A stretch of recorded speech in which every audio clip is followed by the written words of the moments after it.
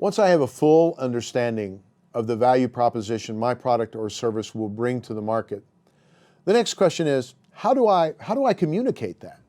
I think I have an understanding of what the consumer is looking for.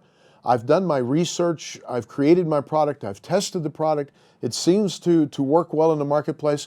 How do I market that? How do I now tell people about that? The material here goes into a great deal of detail about creating marketing opportunities in and around the value proposition. Let me give you some examples of some things we've done with groups of students that we've worked with. We were fortunate one time to have the availability of a video camera available to our group as we were doing some things. And as you can imagine, one of the things that we decided to try to do was we were going to create a 30-second video commercial about our product or our service as individual groups of students that had been working on products.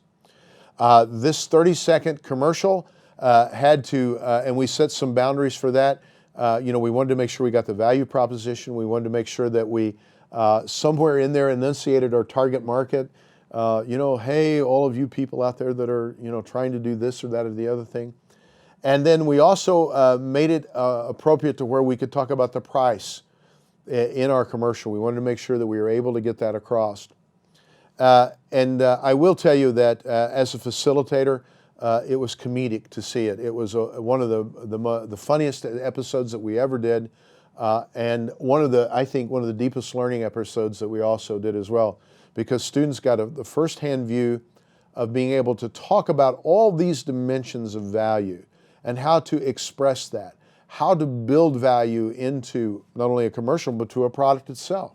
How do you create that aspect of something that the consumer not only needs but also wants, and building that desire for the product through meeting that value proposition head on. I'd also encourage you that if you don't have access to a video tape or some video process, have them create, again, a 30-second radio commercial.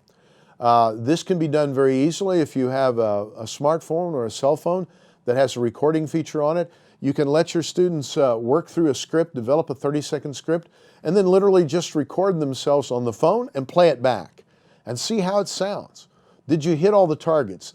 Would it be something that you'd really want to have go on the air? Would the customer, do you think, respond to that commercial? We can also take it to a third level, and that is, what if you didn't have access to radio, television? What if all you had was placards or posters or billboards?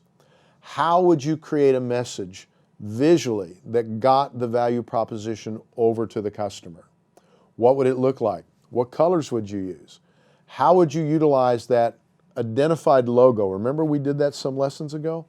How would you use that identified logo to represent that value proposition? These are all great exercises that you as a facilitator can tee up and use with your students to really give them first-hand experience of creating those value-oriented messages, and not only in print, but in audio and in video, that can be utilized to exemplify, once again, this idea of putting value into the message and delivering that value through media. All right, let's take a look at the next section.